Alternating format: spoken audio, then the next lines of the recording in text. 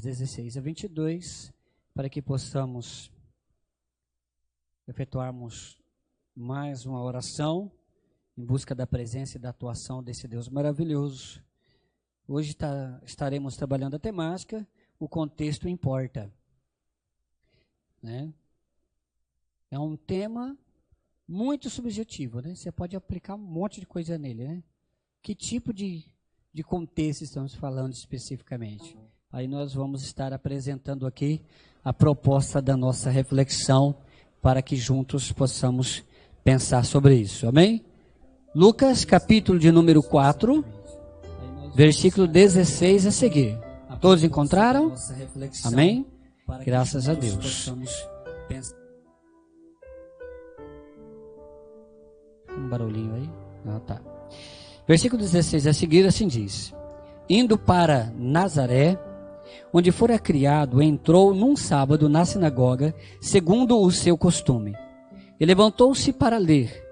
Então lhe deram o livro do profeta Isaías, e abrindo o livro, achou o lugar onde estava escrito: O Espírito do Senhor está sobre mim, pelo que me ungiu para evangelizar os pobres, enviou-me para proclamar libertação aos cativos e restauração da vista aos cegos, para pôr em liberdade os oprimidos e apregoar o ano aceitável do Senhor.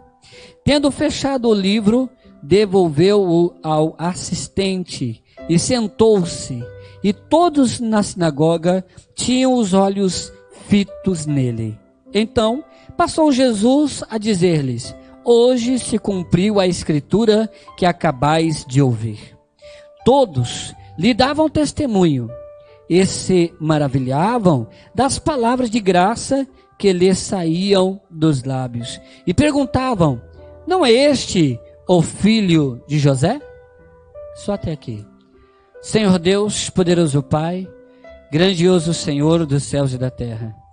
Obrigado, meu Pai, por me permitir, mais uma vez, estar na sua presença, para transmitir, Senhor, a estes corações, a sua noiva, a tua palavra e o teu ensino.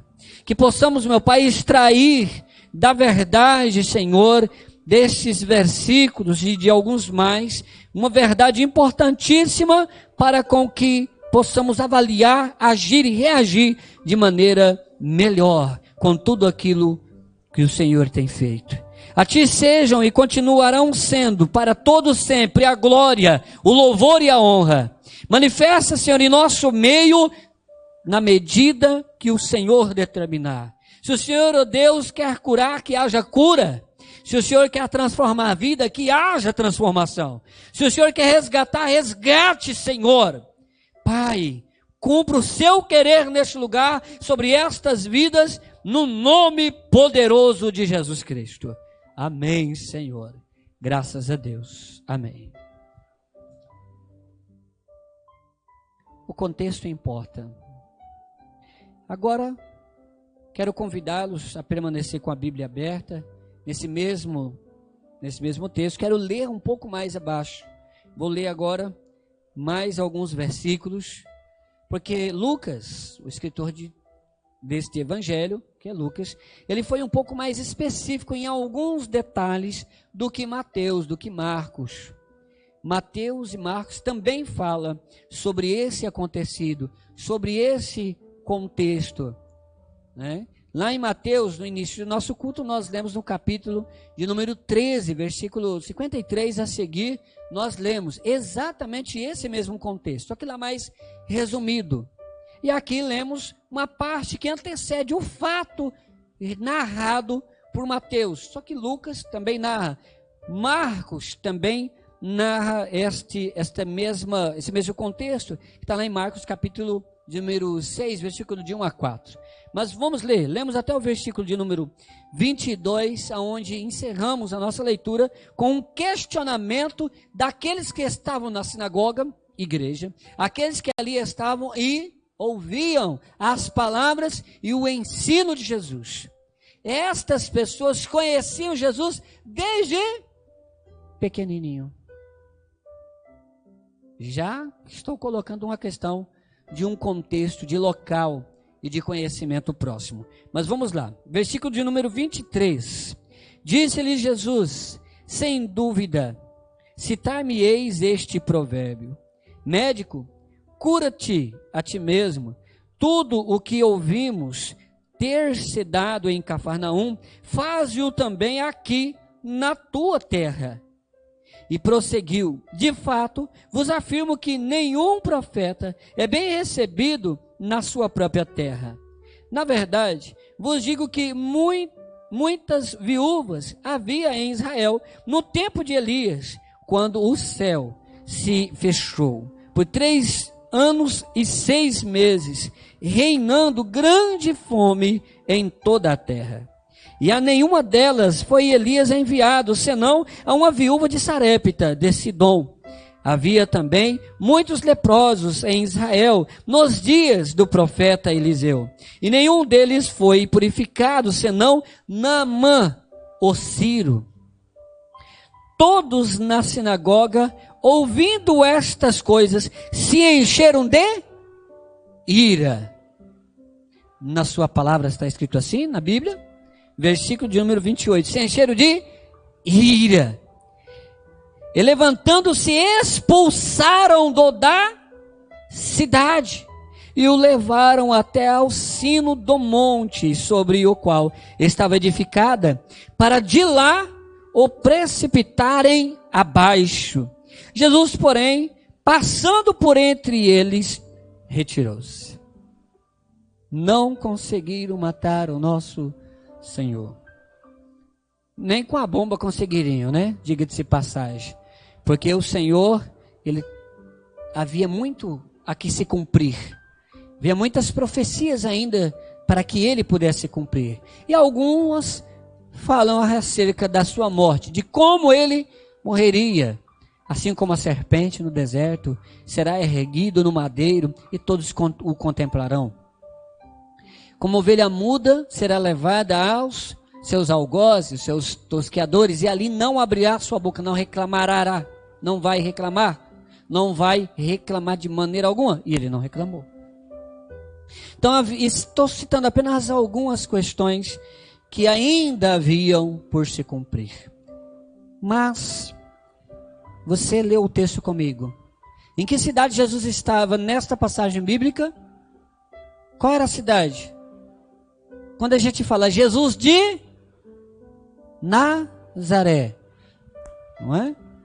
Nazaré não é o seu sobrenome. Nazaré seria o seu local em que ele foi criado. Não de nascimento, mas onde ele foi criado, educado, junto com seus pais. Ele tinha cerca de 30 anos, né? 30 e alguns poucos anos, antes de 33, lógico, aqui ainda faltava muita coisa. Todas aquelas pessoas naquela sinagoga conheciam Jesus.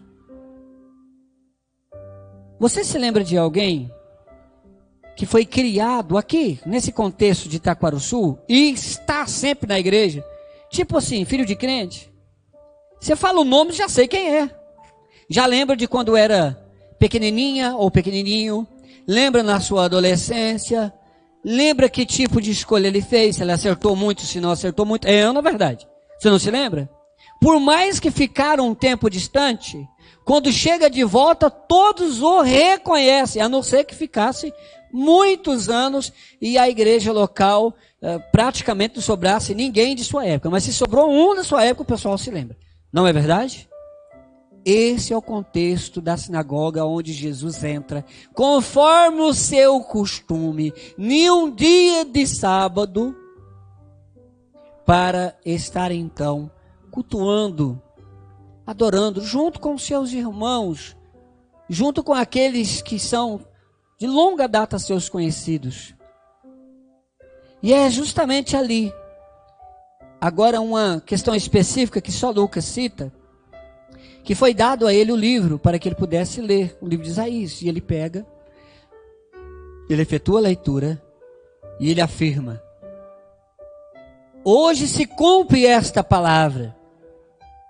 E o interessante é que estava todo mundo assim com aqueles olhinhos bem atentos como é que minha mãe falava? Esbutecados, né?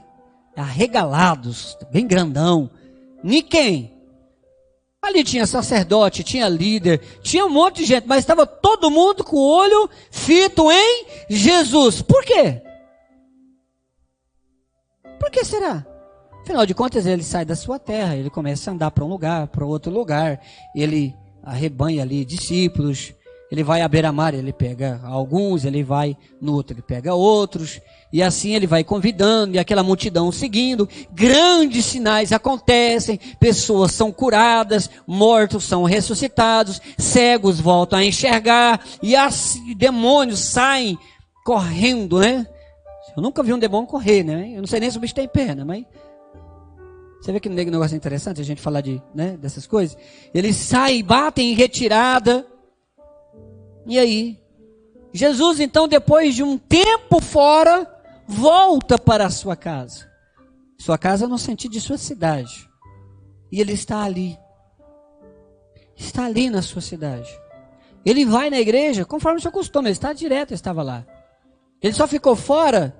Ele só deixou de congregar naquela igreja quando ele estava em outras cidades. Onde ele estava em outros vilarejos. Fazendo o que mesmo? Pregando o evangelho do reino. Dizendo que o reino chegou. Dizendo que agora deveria haver arrependimento, conversão, nascimento, novo nascimento. Para que pudesse então... ser aptos para o reino dos céus. Ele começa apregoando e dizendo: arrependei-vos, pois é chegado o reino dos céus. Jesus não começa a pregar diferente de João, o Batista. A mensagem de Jesus era a mesma. Maneira de falar, provavelmente era diferente, mas era a mesma mensagem. Com um pouco mais de conteúdo, lógico, né? Que ele ficou mais tempo. Por que aquelas pessoas estavam todas atentas, fita o olho nele? Eu ouvi dizer que esse camarada que foi criado aqui entre nós, aí vamos um pouquinho mais adiante no contexto dos versículos, está aqui, ele é filho de José. A sua mãe nós conhecemos, seus irmãos nós conhecemos, suas irmãs nós conhecemos. Por que ele é diferente? Foi só sair daqui, aqui nunca fez nada de bom, de diferente, mas de repente saiu, deu uns vortejos por aí, e está todo mundo falando dele. Aos longínquos lugares ouvimos dizer, inclusive Jesus diz: o que você fez em Cafarnaum, faz-o aqui também. O próprio Jesus fala disso nesse contexto. Certamente me direis, ou seja, vocês vão falar para mim esse provérbio: faz aqui o que você fez lá. Tipo assim, vamos ver se você é capaz mesmo. Se eu estou vendo Tomé ainda perdia para esse povo aqui, irmãos. Você está querendo? Isso que eu quero que vocês entendam. Tomé perdia para esse pessoal aqui. Ok? E aí, Jesus está ali, não desiste. Quando você lê as outras citações, você vê a verdade de que ali na sinagoga ele quase não operou nada. Na cidade, né? O escritor ainda chega a dizer, não fez nenhum milagre, senão umas poucas curas, uns poucos cegos. Porque se ele, olha só, para nós, no nosso contexto de vida, se um cego nesta igreja for curado aqui, a gente vai falar de 5 anos. O contexto de Jesus e o que Jesus fazia, onde ele passava, era tão grande, que ali, quando ele fez poucos cegos voltarem à vista, o escritor do evangelho diz, fez nenhum milagre. Olha só, que ousadia dizer que isso não é milagre, né? Nenhum milagre, tipo assim, não fez nada tão grande dentro do seu contexto. Fez alguns sinais pequenos, cego voltar a enxergar, pequeno. Você vê qual que é a visão daquele que caminhava com Jesus, daquele que estava com Cristo e que o conhecia de perto. Irmãos, quando a gente se aprofunda nisso e tenta ver como ele via, fala, meu Deus, que coisa estrondosa. Onde Jesus passava, era poder, irmão, que não dava para se medir, que não dava para se ter uma percepção. tão grande era e é o poder do Senhor. Era no contexto físico e é ainda hoje. E muitas vezes a gente fica, ai, não sei se vai dar, irmãos. Nós servimos a Cristo, o Senhor dos céus e da terra. Nós adaptamos o nosso contexto acerca da visão do próprio Deus. E a gente minimiza o próprio Jesus. Isso não pode acontecer. Não enxerguem que o escritor diminuiu Jesus. Não, pelo contrário, ele o engrandeceu muito. Quando ele disse, ele não fez nenhum milagre, senão uns poucos cegos foram curados. Que coisa, hein? Ainda falou cegos, é no plural. Foi só um não, foi vários. E ele cita mais algumas coisas. Mas vamos que eu estou usando como base fundamental o texto de Lucas, mas isso que eu estou citando especificamente, se não me engano, é Marcos, que fala que foram poucos, né, que ele realizou ali. Mas vamos lá. Dentre essas questões, o que acontece ali? Poucos sinais. Aí Jesus sai para fora, vai para as aldeias vizinhas e continua pregoando e ensinando da mesma maneira que ele fazia em outros lugares. O contexto importa. Agora vamos aplicar essas questões aí. Quem era que estava ali? Era o Jesus da esquina? Lembrando que o nome Jesus era muito comum, viu? Jesus não era o único Jesus daquela época. Havia Jesus, Judas, João. Era muito comum. Até hoje João é comum, né? Não é verdade? Até hoje João, Maria é muito comum. E isso é um pouco de influência bíblica, lógico, né? Mas vamos lá. Você conhece alguém chamado Judas? Eu nunca vi. Sério? Nós temos aqui irmãos aí de 30 anos de carreira, outros têm 50, 60. Minha mãe fez 68, sábado passado, né? A senhora já viu alguém chamado Judas? Conheceu alguém que chama Judas? Não está entendendo. A senhora conhece alguém que tem o nome de Judas? Conheceu? Nunca conheceu. 68 anos, nunca viu uma criatura chamada Judas. Por que será? Será que todo Judas era ruim? O pessoal tem uns loucura com o nome, né? Se colocar esse nome aqui é sererepe demais. Vira isso, vira aquilo. Eita, cuidado com esse negócio. Deixa isso pra lá. Isso é crendice. E os crentes fazem a mesma coisa, né? É incrível um negócio desse. Mas vamos lá. E aí, era Jesus, era o Cristo, era o Senhor dos céus e da terra. E naquele lugar, como disse o escritor, não pôde realizar grandes coisas. Por quê? Aí ele disse lá, incredulidade. Por causa da incredulidade daquele povo. Incredulidade. Contexto de milagres. Creia. O que é incredulidade? É que não tem fé, que não acreditam. E naquele povo ali que conhecia Jesus desde pequenininho, que eles olhavam para Jesus e falaram, ele é comedor de feijão igual eu mesmo, né? Ele come feijão, ele bebe vinho, vai no banheiro igual eu, né? Olha no papel para ver se está tudo bom, se está tudo ok. O que foi, Tamoiano? Você não olha no papel? Oxê. Estou desconfiado desse negócio. Mas, quando nós olhamos para Jesus e sabemos que Ele é Senhor dos céus e da terra, mas Ele é homem igualzinho a nós, vou tirar a palavra igual, né? Vamos colocar para ficar um pouco mais teológico correto. A nossa semelhança, colocar igual é perigoso. Vai que alguém entende de outra maneira, né? Mas é só a nossa maneira de falar, ok? Não temos problema teológico com isso não. Mas vamos lá. A nossa semelhança. 100% homem. Ele tinha sangue, veias. Se tivesse jogado de cima daquele penhasco, obviamente que ele iria cair igual a qualquer um. Só que a parte divina que ela estava não permitiu. E aí é uma questão que a gente vai aplicar daqui a pouco. Mas veja bem, além de não realizar grandes sinais, quando ele apregoa, quando ele diz e revela para os ouvidos daquele povo o que estava oculto nos seus corações, olha que coisa, ele se enche de ira, porque Jesus é Deus, não é só homem, então ele conhece o pensamento, ele discerne o interior, então ele diz para aquelas pessoas o que estava no seu pensamento, sem que elas pudessem dizer. Então elas ficam com raiva, ficam iradas, em vez de ficar admiradas, porque estavam tanto que admiradas, né? Mas a sua admiração era o quê? Com base em incredulidade. Sou admirado que ele fez alguma coisa. Eu quero ver. Se eu não ver, ficar cuidando da mão dele, se não é nenhum truque de mágica, se ele não combinou com ninguém, que, né? Não.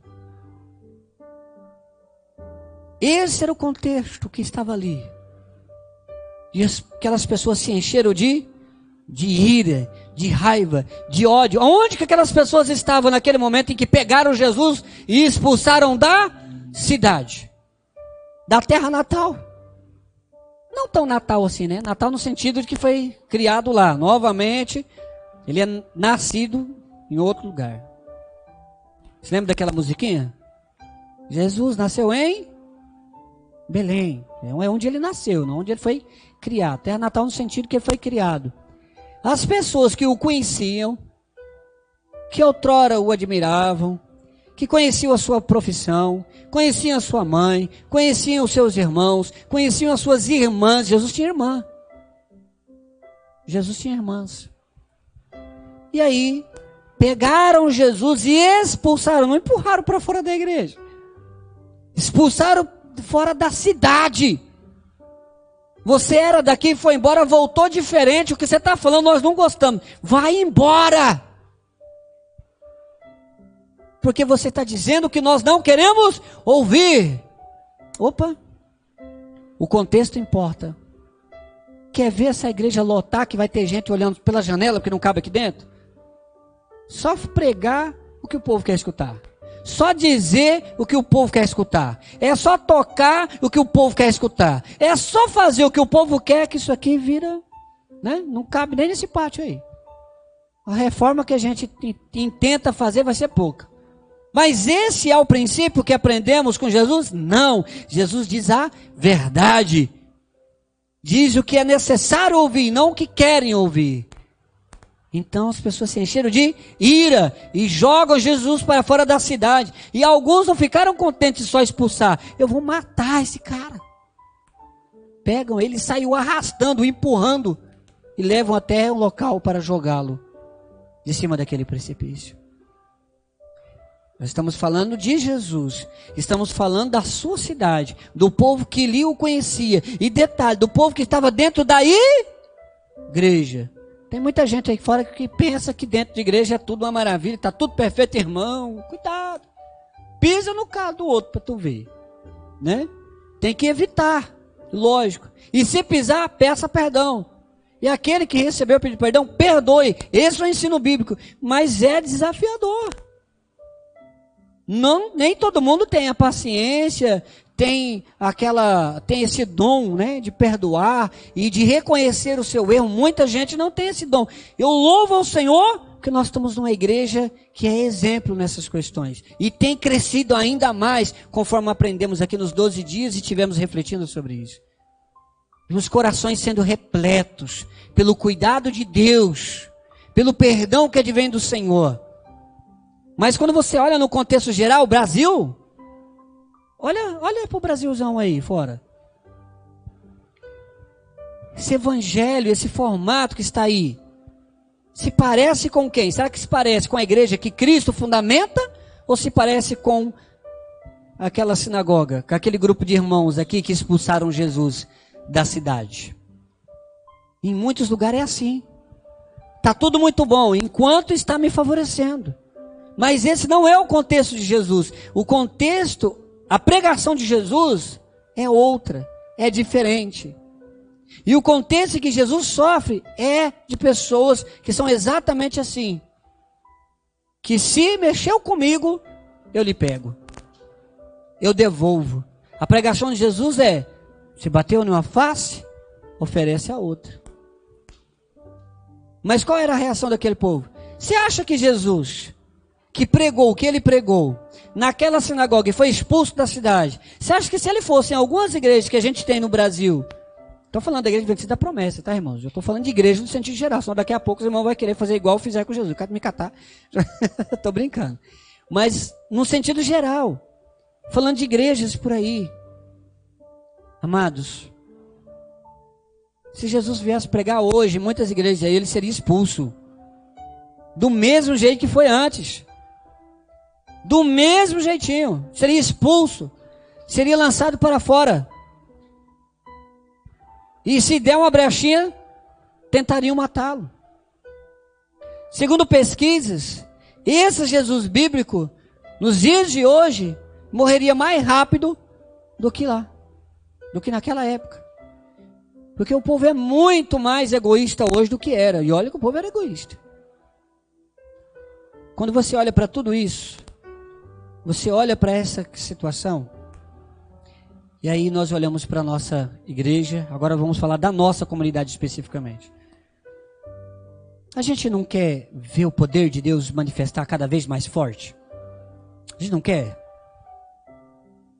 Então a gente precisa aprender com erros e os acertos apresentados pela palavra do Senhor. Primeiro erro desse pessoal era a falta de fé. Precisamos de milagre, precisamos de intervenção divina, precisamos crer. E o crer advém de ouvir a palavra de Deus. Tem base em conhecimento. O crer, ele não é uma situação utópica que, eu acreditei porque fulano disse. O crer precisa ter respaldo bíblico. Por que eu creio que se Deus ordenar, a chuva para e não chove mais? Porque a Bíblia me revela isso e me mostra isso, que o Senhor tem tal poder. Se Deus quiser, o sol pode parar ao meio-dia e ficar ali um dia como se fosse dois em tempo de relógio, o nosso relógio. Por quê? Porque Ele é Deus e Ele comanda todas essas questões. E isso está escrito na palavra do Senhor, que Ele tem esse poder e fez isso. Ainda fez o sol girar ao contrário, voltar, né?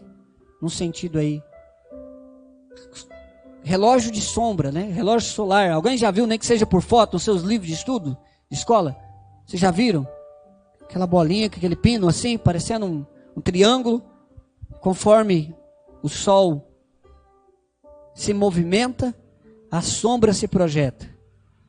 Aí tem gente que está ouvindo e vai falar, mas o sol não mexe, pastor. Você tem certeza que não? Não vamos entrar muito nessa questão, né? Tá certo que a Terra gira em torno do Sol, mas o Sol também gira, irmão, na galáxia. Mas deixa isso quieto, não vamos entrar. Isso é matéria para o Lucas. O Lucas que gosta mais dessa questão, né, Lucas? Translação, e aí vai. Mas vamos lá. O Senhor nosso Deus fez com que voltasse a hora no relógio solar. Você já leu isso na palavra de Deus? Já? Jesus, o nosso Senhor, esse mesmo Senhor, quando Ele vai ali e se depara com um cortejo fúnebre, Ele se condói daquela viúva, que além de ser viúva, ainda perdeu o seu filho primogênito, que era aquele que iria dar-lhe o sustento e cuidar dela dentro daquele contexto. Então Ele para o cortejo, Ele ressuscita aquele jovem. Esse Jesus que entra na casa de Pedro e a sogra está doente e ele ora por ela e a febre a deixa e ela se coloca de pé, ela passa a servir todos aqueles que ali estavam.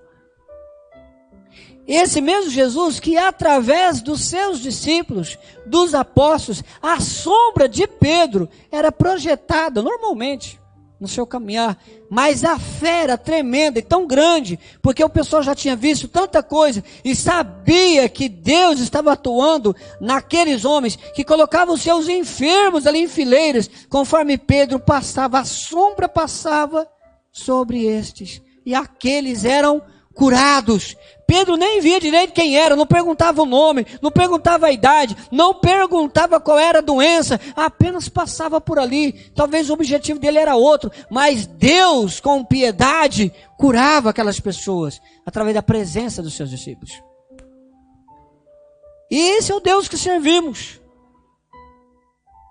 que mais poderemos dizer acerca do grande poder e insondável poder do nosso Cristo? E eu preciso lembrar desse contexto. O contexto importa. Porque é dito que não pôde fazer muitos sinais, porque havia incredulidade naquele lugar. Era demais. Incredulidade. O nosso Senhor Jesus não operou. Mas ele poderia fazer, ele fez. Mas ele poderia fazer mais. Mas ele opera conforme lhe dão espaço. Ele não é intrometido. O nosso Cristo não é intrometido. Precisa dar espaço. Precisa permitir. Você precisa dar legalidade para Cristo agir na sua vida. Senhor, eis-me aqui. Transforma a minha vida. Eis tal dificuldade que eu tenho. Age nisso aqui. Senhor, esse pecadinho aqui, vira e mexe eu nele de novo. Me ajuda a ficar livre dele. Eu não consigo, eu com minhas forças não consigo me desgarrar. Me ajuda. Nomeie diante dele os pecados. Nomeie diante dele aquilo que você realmente precisa. Mas nessa questão, nessa matéria, nós somos craques, né? Para agradecer que é mais difícil. Porque para pedir, a gente, Senhor, eu quero isso, assim, assim e assim.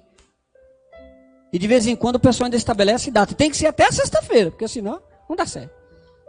Né? Às vezes a gente faz isso. Não pedir, mas não agradecer. Obrigado, Senhor, porque o Senhor fez assim, assim e assim. Geralmente o agradecimento, obrigado, Senhor, porque o Senhor abençoou a minha vida e está tudo muito bom. Abençoou no que exatamente? Nomeie também as bênçãos que o Senhor concedeu na sua vida. Nesse caso é um contexto de reconhecimento, de gratidão e de fé. Você está bem hoje? Deus que cuidou de você. Eu não estou muito bem, minha cabeça está um pouco doendo, eu estou com algumas dores, mas você ainda está bem, você está vivo. Deus lhe deu a vida. Deus lhe deu a saúde. Deus lhe dá todas as coisas. Todas as coisas. Mas é preciso ter fé.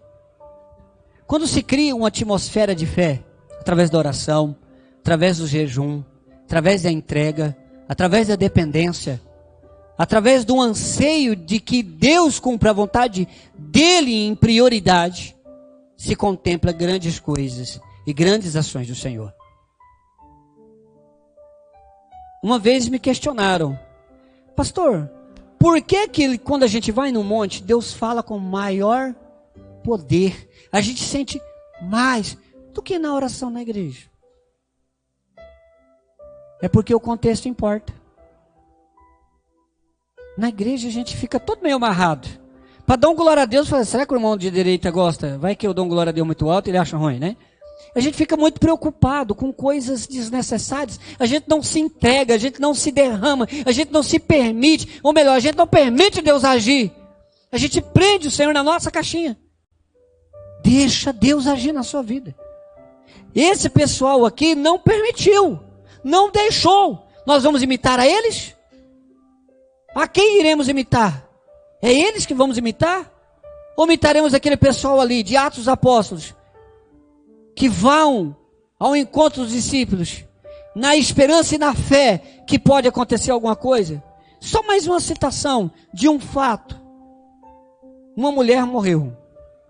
O nome dela era Dorcas. Muitas outras suas amigas, muito condoídas, chorando, clamaram por socorro. E ficaram sabendo que um dos apóstolos, Pedro especificamente, estava numa cidade perto. Mande chamá-lo. A mulher tinha morrido. Não chamou ele para fazer o velório, não. Chamou eles com fé, dizendo, traz ele, porque eu creio que Deus pode ressuscitar ela. E mandou chamá-lo porque tinham fé que Deus podia fazer. É um contexto de fé, de entrega, de esperança. Chamou. E ele foi. Quando ele chegou, as viúvas, as mulheres cercaram ele antes dele entrar no espaço onde a mulher estava ali, colocada. Cercaram mostrando as suas vestes, as suas roupas, que aquela havia feito por suas doações, que a sua profissão era costureira. E ela fez diversas roupas e presenteou muitos da comunidade que com ela congregava, com ela servia ao Senhor. Mas ela veio a falecer. Isso é normal, irmãos. É natural. No contexto de pecado. No contexto de efeito do pecado. Não deveria, né? Mas é o contexto que vivemos. Chamou e Pedro chegou. Imagine só, se a gente se sente pressionado quando a gente vai pregar, né? Quando a gente tem uma missão a cumprir, a gente se sente meio pressionado, fica ali cheio de dedos, né? Procurando cuidar com cada detalhe. Isso é muito bom, não é ruim. Imagine Pedro, que foi chamado. Quando ele chegou, a mulher estava morta e as mulheres, eu quero que você ressuscite ela. Pronto. Não faz um negócio desse comigo. Eu falo, meu irmão, eu não posso nada. Vou orar. Se Deus quiser, faz. E o que aconteceu?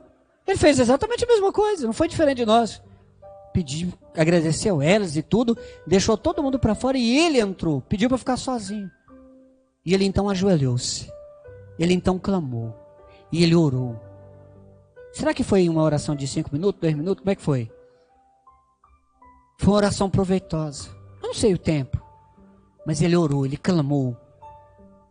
Porque ele viu com seus próprios olhos o Cristo, o nosso Senhor, ressuscitar mortos. Você se lembra de Lázaro? 4 dias depois, e não era um contexto, não tinha chegado lá, não era 4 dias, era recente. Então ele clama, ele ora, ele busca o Senhor por piedade. E com certeza naquela questão, se o Senhor quiser, cura ela, restaura a saúde dela, devolve-lhe a vida. E a mulher ressuscitou. Qual era o contexto? Olha só, 2 contextos. Um que havia incredulidade, poucas coisas pôde ser feitas. E outro nem era Jesus, eram os apóstolos. Mas havia uma esfera, um clima de credulidade, de fé, de entrega e de esperança. Então um grande sinal foi feito. Aquela mulher foi ressuscitada. Qual é o contexto que você quer viver? Qual tem sido o contexto da sua casa, do seu lar? Quando você vem para a igreja, você vem para ver como é que vai ser o pregador, quem vai ser, como vai ser a mensagem, ou você vem naquele contexto de entrega, de fé, de esperança, de que Deus pode, de fato, fazer infinitamente mais do que pedimos ou pensamos? Porque se for esse o contexto de fé, prepara o seu coração, porque Deus pode fazer coisas que a sua imaginação não alcançou.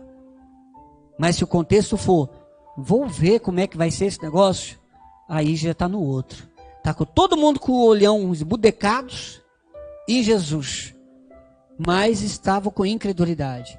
Queriam ver para crer. E Jesus diz que mais bem-aventurado é aquele que não viu e crê. Vamos falar com Deus em oração. O contexto importa. Trabalhe no contexto da sua vida, do seu coração, da sua casa, do seu lar, do seu trabalho. Procure criar uma esfera de fé, com liberdade para a atuação gloriosa desse Deus maravilhoso. E verás quão grandes coisas o Senhor faz. Não só de forma sobrenatural, mas contexto de mudança de vida, de coração, de pensamento, de atitude. Deus muda e altera qualquer coisa. Amém? Vamos orar, queridos? Vamos colocar de pé. Vamos falar com esse Senhor maravilhoso. Você que deseja receber oração em posição das mãos, vamos aproveitar, o presbítero está aqui, né? Nossos irmãos de oração, estamos todos reunidos, vamos falar com Deus, vamos clamar ao Senhor, à semelhança de Pedro. Vamos clamar ao Senhor para que Deus estenda a sua mão e cumpra aqui o seu querer. Nós não estamos prometendo nada, estamos dizendo que Deus pode, essa é a nossa promessa. Deus pode fazer. Amém, queridos? Vamos falar com Deus em oração. Senhor Deus, poderoso Pai, grandioso Senhor dos céus e da terra, nas tuas mãos, Senhor, nós apresentamos, Senhor, a toda a sua igreja, cada um dos teus servos, nossos amados, meu Pai, que estão via web, que estão na live, que estão, Senhor, pela rádio, Senhor, da promessa. Pedimos, ó Deus, que o seu cuidado seja sobre eles, que o grande sinal, o grande prodígio, o grande milagre, que este irmão, que esta irmã, que esta pessoa precisa, possa receber da tua parte, segundo a tua graça, a tua misericórdia, no nome de Jesus. Obrigado, Senhor, por esse tempo glorioso na tua presença, Senhor.